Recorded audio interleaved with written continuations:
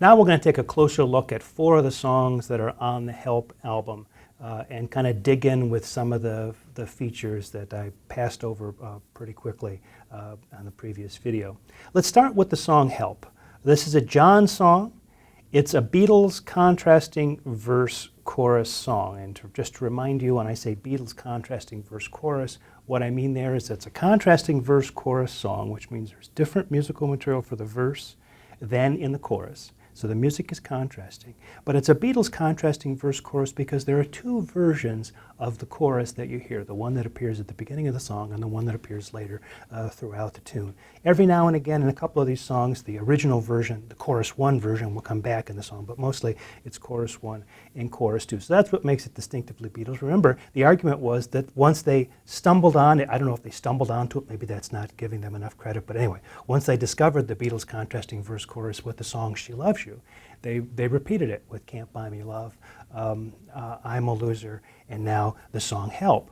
Interestingly, songs written both by John Lennon and Paul McCartney. So with Help, though, we see some of the kinds of things we saw earlier in Beatles music, although approached from a different angle. Remember me talking about If I Fell, and how I was saying that the introduction of If I Fell seems to be not sure about the 2 different keys that it starts in. Is it in the key of D flat or the key of D? It starts off like it's going to be in D flat and ends up, the song continues in the key of D. And I said, well, that's kind of indicative of the protagonist in the song who's stuck between 2 relationships, one that's ending and one that's beginning, and he can't really decide which of those he wants to go with, stick with the one that he's already in where he's being hurt, or go into a new one where he may be just out of the frying pan and into the fire, be hurt again. And so this ambiguity between the 2 relationships is like the ambiguity between the 2 keys. Again, I said at that point that it's not important that John Lennon would have thought about this in music theoretical kind of terms, or really understood exactly what he was doing, or did it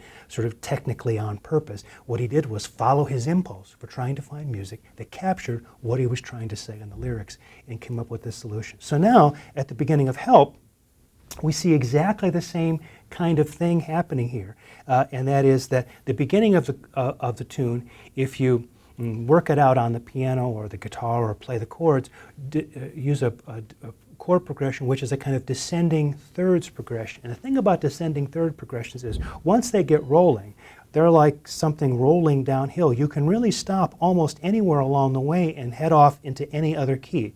So for example, when classical composers are changing keys inside of classical works, oftentimes they'll use a string of descending thirds to take them from key to key. They'll get from one key to another key, but the listener won't really notice that some big sort of jarring key change has occurred. Well, that's the progression John uses at the very beginning of Help.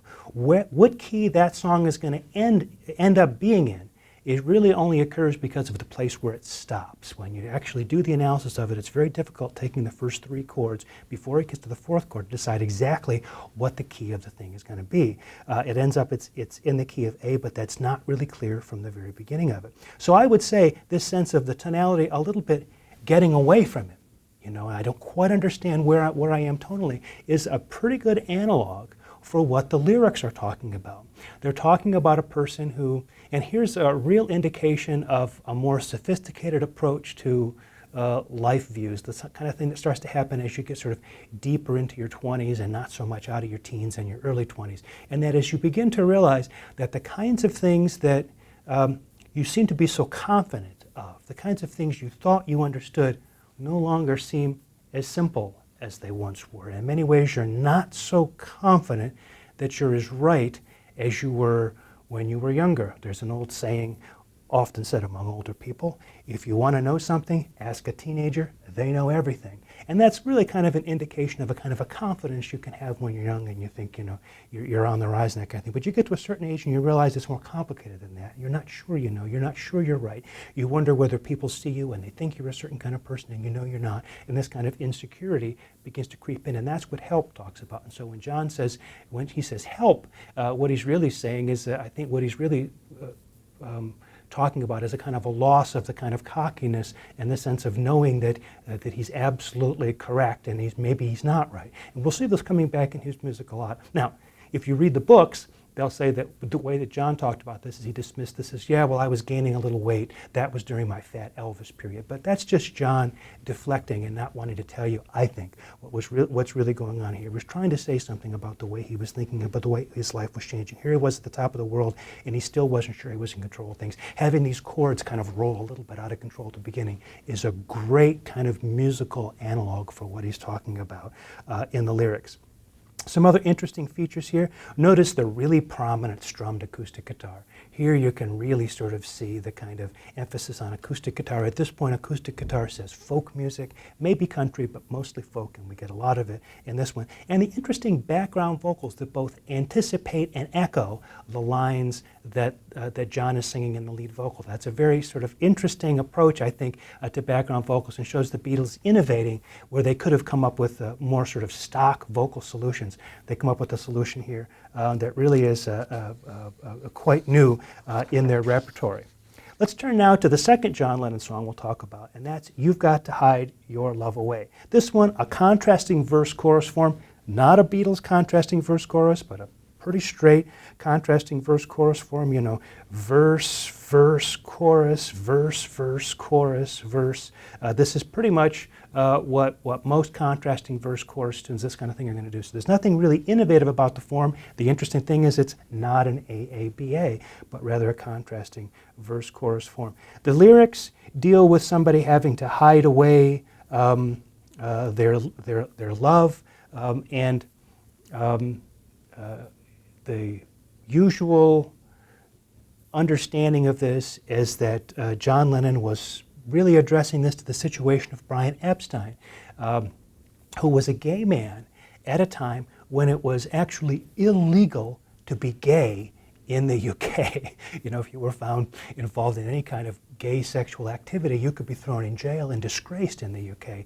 But Brian Epstein was in fact a gay man, and so this is a little bit of John sort of reaching out in Brian's direction and sort of talking about what it must be like to have kind of love relationships that in some ways, if people found out about them, would shame you, and so you've got to hide them away. You can't let everybody know. Pretty much stay in the closet, this kind of thing. And so that kind of philosophical lyric dealing with a social topic is really sounding a lot more like Bob Dylan than She Loves You, Yeah, Yeah, Yeah, or I Want to Hold Your Hand. Or even I'm a Loser, right, which is a kind of a self-pity kind of thing. Now, John Lennon's trying to move in the direction of saying something philosophical, and I think does a pretty good job. An interesting note about this tune, in addition, is the flutes in it were played by a guy by the name of John Scott, at the time thought of as Johnny Scott. He was a flute player who was big around the Abbey Road studios there where the Beatles recorded most of their material, and was also an arranger working with people like Cilla Black and that kind of thing. So they brought John Scott in, and he ended up playing two flutes, an alto and a tenor flute. So you're actually hearing two flutes overdubbed at the very end of that. And I made a big point before of saying how interesting it was that they were bringing in an outside musician to use things. And of course, this would happen again with Paul with For No One, where he brings in the French horn, Penny Lane with the piccolo trumpet, even bringing in Eric Clapton during the White Album to play on something. So this begins a kind of thing that we're going to continue to see as the Beatles expand their sound. Let's turn to some of the Paul McCartney songs now. I've Just Seen a Face is the first one that I'd like to talk about. Now you may wonder, well, that doesn't seem like a big Paul McCartney song, but I want to talk about that one to lay the groundwork for what I'm going to say later and create a kind of string of songs, because this is really a kind of a first song that on the face of it doesn't mean so much, but when you begin to put it together with some of the later songs that he did, it's a very early indicator of a tendency that we're going to see in Paul's, especially in Paul's lyric writing. Formally, again, it's a pretty traditional contrasting verse-chorus, not a Beatles verse-chorus, and interestingly enough, not an AABA form. There's an intro, a verse, a chorus, a verse, a chorus, a verse, a chorus, a verse, a chorus, and then two more choruses on the way out. Again, a pretty typical arrangement of a contrasting verse-chorus kind of song. We get a lot of acoustic guitar here. Again, the Dylan influence, and many, because of the beat on this one and the tempo, almost sounds a little bit more country than folk, but the upfront quality of the acoustic guitar, again, says folk, it says authenticity, it says earnestness, it says seriousness of purpose. The lyrics are what I want to draw your attention to, and I want you to draw your attention to the way in which Paul uses metaphors. Now, you're going to have to, with all of these, seek the lyrics out on the internet because I can't quote them to you, or I'll have the Apple guys all over me. So I'm going to count on you to go look this stuff up, but the metaphors that he uses here, in the first verse, he uses a metaphor of vision, talks about seeing a face. In the second verse, he uses another metaphor about music, having talked about having perhaps looked the other way. So the vision with seeing and looking, this kind of thing. But then when he gets to the next verse that he writes fresh, he talks about having never known something. And so you get a metaphor of vision, thought. Now that's not, the typical way of building up metaphors according to the many manuals you can buy on lyric writing, where they would say, well, if you're going to use a metaphor for vision, you might go with one of the other senses in the next verse, and one of the other senses again in the next verse to kind of build up a systematic approach to your metaphors that makes the whole thing sort of hang together better. We can see Paul beginning to play with these metaphors in this kind of way, but it's not yet as systematic as it will become. But in a later video this week, I'm going to talk about a song called I'm Looking Through You, which is on Rubber Soul. And there you'll see that this is starting to happen more. And eventually, we'll see it happening in his music quite a bit, with almost a tripartite kind of structure of building in threes across verses to kind of build things up and turn them into larger structures with more meaning. So here we see him sort of as on the first step that way. The last song I want to talk about in this video close-up is Yesterday, another Paul song. And here we have a real blend of conservative and more kind of progressive musical tendencies here. On the conservative side, this is an AABA form, a kind of Paul ballad, right? AABA with a partial reprise, so we've got AABA, and then a return of just the BA sections, and then a tag at the end. So from that point of view, it's fairly traditional. It's interesting that it's Paul all by himself with the acoustic guitar and chamber strings. George Martin tells the story that when Paul played the song for him, he said, I can't really hear loud guitars or drums on this, maybe strings. And Paul McCartney said, strings, I don't want any of that sort of sweet, syrupy pop kind of thing. Remember, just a couple years earlier, we were talking about the softer pop that had been a part of the UK scene with lots of strings and a kind of softening of rock and roll. He said, no, George Martin said, well, not maybe a string section, maybe just chamber strings, a small group of strings to give it a kind of maybe a more interesting kind of an approach. And so that's exactly what they ended up doing. They considered releasing it as a Paul McCartney solo record, not as a Beatles record, because none of the other Beatles are actually on it. But they didn't. You can see that the lyrics themselves are more philosophical than Paul's other love songs when he talks about what yesterday means. And I think where it kind of breaks down is in the bridge, where he ends up giving a romantic explanation for what mostly seems like a kind of a philosophical reflection during the verse sections. But nevertheless, we can really see Paul starting to take this philosophical lyrics thing much more seriously. Now, on the next album, Rubber Soul, we'll talk about it this week, his next installment on this path is a song called Michelle, which keeps a lot of the same features of Yesterday, but I think ends up not ending up being the direction he's going to go with this. But on subsequent albums, we hear songs like Eleanor Rigby, which really sort of comes back to what Yesterday is doing here, and She's Leaving Home, which adds the harp to the strings, again, sort of coming back to the same kind of thing. And really,